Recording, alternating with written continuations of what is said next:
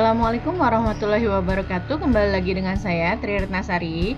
Penjelasan kali ini kita akan melanjutkan penjelasan dari video sebelumnya mengenai normalisasi.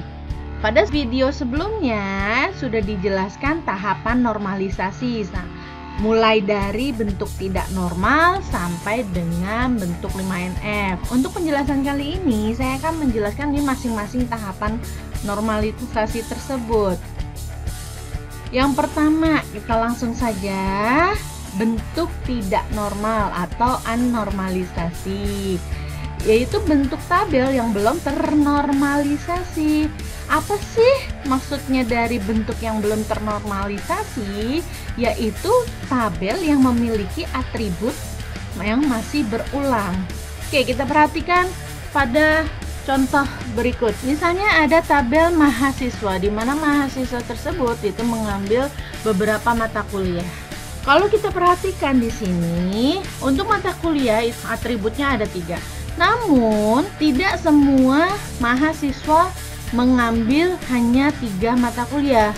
Mungkin saja ada yang mengambil hanya 2, atau bisa jadi lebih dari 3. Nah, maka dikatakan diisikan nilai datanya, maka terjadi kemungkinan null value. Maksudnya null value itu ya seperti yang tadi saya katakan, bisa kemungkinan mahasiswa itu hanya mengambil 2 mata kuliah. Berarti kan ada 1 mata kuliah yang kosong, 1 kolom yang kosong. Atau bisa jadi data mata kuliah yang diambil bisa lebih dari 3, atau multi value, atau penggambaran yang lain, contoh yang lain. Kalau biasa kita melihat tabel seperti ini ya. Misalnya kita melihat ada data karyawan di mana mengambil kursus. Nah, kalau kita lihat di sini ada 1 karyawan itu bisa mengambil 2 kursus, atau hanya 1 kursus, atau bisa lebih. Tapi ini bisa dikatakan dengan anormalisasi atau bentuk redundansi, sama aja. Kenapa? Karena tadi yang dikatakan 1 karyawan itu bisa mengambil 2 kursus. Contoh misalnya si Ali Topan.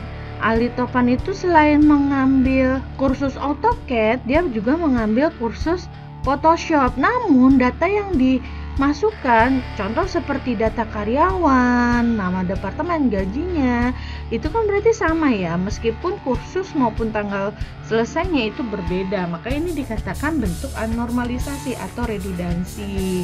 Lanjut, yang berikutnya adalah bentuk normal pertama, di mana suatu relasi dikatakan dalam bentuk normal pertama jika hanya setiap atribut itu bernilai tunggal untuk setiap baris. Caranya bagaimana? Yang pertama yaitu merubah dulu dari bentuk anormalisasi ke normal pertama. Yang tadi ya, bentuk anormalisasi yang atributnya itu ada beberapa, itu kita bentuk ke normal pertama. Berikutnya, suatu relasi disebut 1NF jika semua atribut value-nya atomik, atau tidak boleh ada atribut yang composite atau multi value. Yang ketiga, menghindari terjadinya null value dan duplikasi atau disebut juga dengan redundansi. Contohnya seperti ini. Kita masih membahas tabel dia yang bisa dikatakan kalau misalnya hanya 1 mahasiswa mengambil 2 mata kuliah aja, berarti kan ada 1 atribut yang atau 1 kolom yang kosong atau nol. Tadi dikatakan kalau di 1NF itu tidak boleh seperti itu. Dan sama saja dengan mahasiswa mengambil lebih dari 3 mata kuliah, berarti kan nanti bisa terjadi multi value. Nah, itu juga tidak boleh. Bagaimana caranya kita bentuk 1NF? Maka kita lakukan decompose menjadi 2 tabel, yaitu tabel mahasiswa dan tabel mata kuliah. Nah, ini kita bentuk di 1NF. Lanjut, yang berikutnya mengenai bentuk normal kedua atau 2NF, yaitu semua atribut bukan kunci memiliki dependensi sepenuhnya terhadap kunci primer. Nah, dimana pertama itu dibuat dulu berdasarkan full function dependency atau ketergantungan fungsional penuh. Yang kedua, jika tabel berada dalam bentuk normal pertama atau 1NF dan setiap atribut bukan kunci bergantung penuh pada kunci primer. Jadi di 2NF ini kita sudah membentuk primary key. Apabila setiap atribut non primer, misalnya atribut A yang bukan anggota primary key adalah full dependent terhadap primary key yang tadi ya, ketergantungan fungsional penuh. Jadi nilai atribut yang bukan kunci itu ketergantungan fungsional penuh terhadap primary key-nya. Dan yang keempat yaitu tidak ada atribut bukan kunci yang bergantung pada sebagian atau disebut juga dengan ketergantungan parsial. Contohnya seperti ini.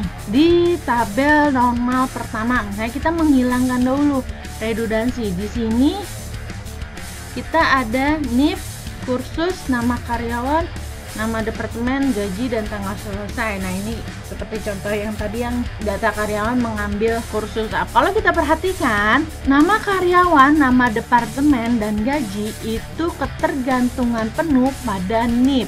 Berbeda dengan kursus.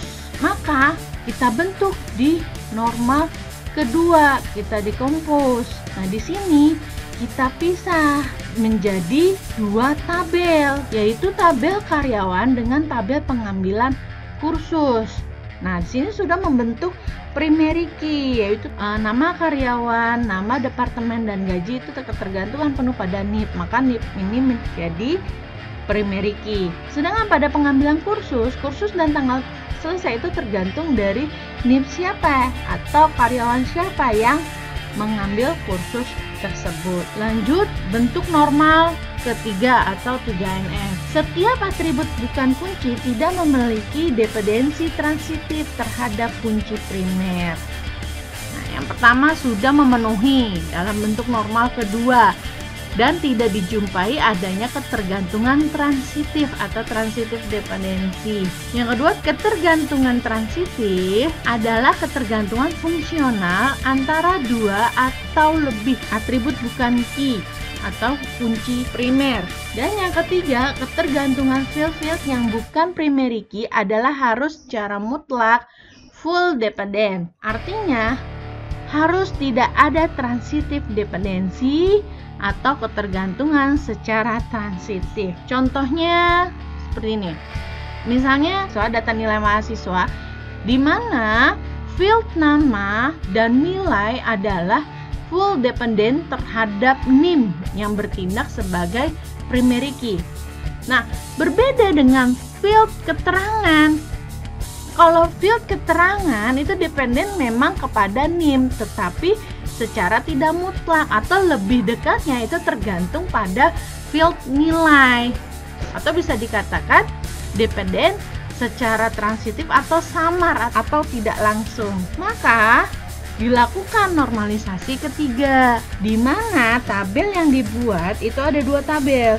Tabel yang pertama merupakan tabel nilai mahasiswa dan tabel yang kedua merupakan tabel nilai, dan ini saling berelasi. Berikutnya masuk bentuk normal Boyce Code atau BCNF, di mana suatu relasi disebut memenuhi bentuk normal Boyce Code jika dan hanya jika semua penentu determinan adalah kunci kandidat atau atribut yang bersifat unik. Di sini ada 4 syaratnya, yaitu pertama, secara praktis tujuan rancangan database adalah cukup sampai level 3 sebenarnya. Tapi untuk kasus-kasus tertentu kita bisa mendapatkan rancangan yang lebih baik lagi apabila bisa mencapai ke BCNF. Kemudian yang kedua yaitu suatu relasi dikatakan dalam bentuk BCNF jika dan hanya jika pada atribut kunci pada suatu relasi adalah kunci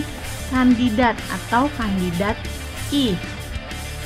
Dan yang ketiga, itu kunci kandidat adalah atribut-atribut dari entitas yang mungkin dapat digunakan sebagai kunci atribut. Dan yang keempat yaitu BCNF hampir sama dengan 3NF. Dengan kata lain, setiap BCNF adalah 3NF. Contohnya begini, kita ambil di mana terdapat tabel, yaitu ketergantungan fungsional parsial antara mata kuliah dengan dosen, yang merupakan satu komponen dari kunci primer.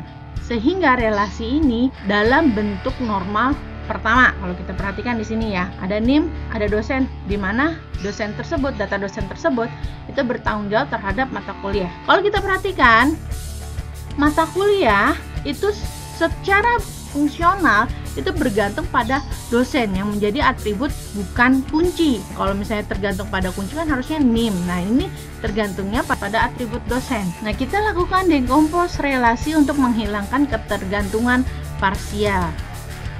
Dimana di sini pertama kita buat untuk tabel data dosennya, lalu baru buat untuk data mata kuliahnya. Hasil seperti itu bisa dikatakan berupa relasi bentuk normal ketiga. Faktanya bahwa relasi tersebut juga BCNF sebab hanya ada satu kunci kandidat yang selanjutnya disebut dengan primary key. Kita akan mengambil kesimpulan bahwa untuk kasus ini, bentuk normal ketiga dan bentuk BCNF adalah sama atau equivalent. Berikutnya yaitu bentuk normal keempat atau 4NF dan bentuk normal kelima. Bentuk normal keempat yaitu sifat ketergantungan banyak nilai atau multi-value dependency pada suatu tabel yang merupakan pengembangan dari ketergantungan fungsional.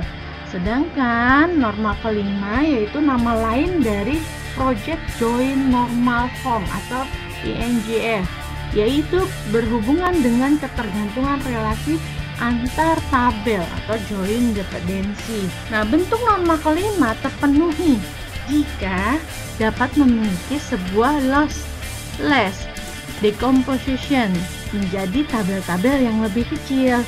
Nah, jika 4 bentuk normal sebelumnya yang dibentuk berdasarkan functional dependency, 5NF dibentuk berdasarkan konsep joint dependency.